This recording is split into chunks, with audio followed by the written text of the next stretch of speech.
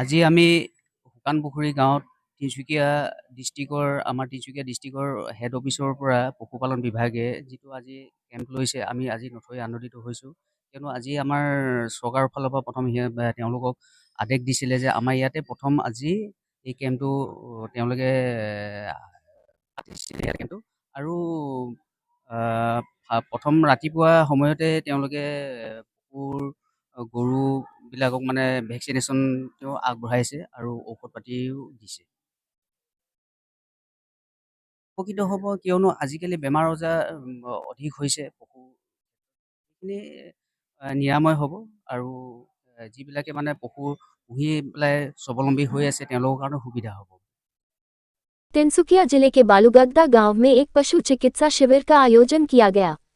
ये शिविर कृषि विज्ञान केंद्र तिनसुकिया की पहल पर आयोजित किया गया, जिसमें सरकारी अधिकारियों के साथ साथ बड़ी संख्या में स्थानीय ग्रामीणों की उपस्थिति देखी गई।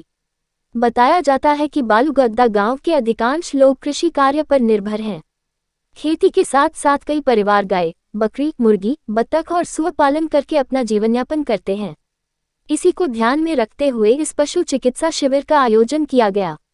शिविर के दौरान किसानों के पालतू पशुओं की स्वास्थ्य जांच की गई और सैकड़ों गायों और बकरियों को टीकाकरण भी किया गया।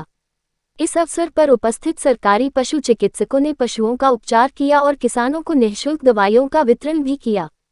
स्थानीय लोगों का कहना है कि इस तरह के शिविर से किसानों को काफी लाभ मिलेगा और उनके पालतू पशुओं के स्वास्थ्य की बेहतर देखभाल हो सकेगी।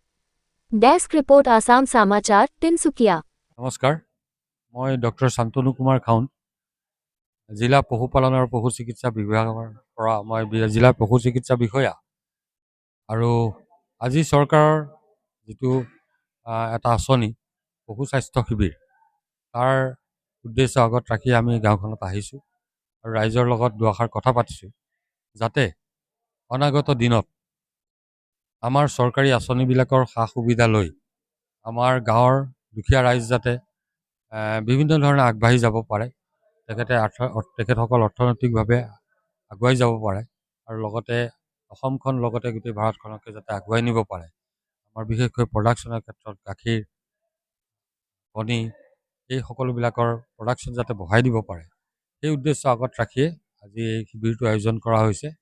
আৰু এই অনুষ্ঠানৰ লগত সংগতি ৰাখি আমাৰ ৰাতিপুৱা আজি প্ৰতিষেধক প্ৰদান এইখিনি হৈছে।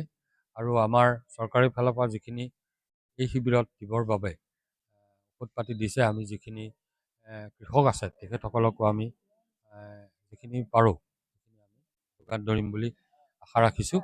আৰু এই অঞ্চলৰ যাতে পশুপালন ক্ষেত্ৰখনত আগবাঢ়ি যায় তিনিচুকীয়া ডিষ্ট্ৰিক্টখনো, সেইটোকে আশা কৰি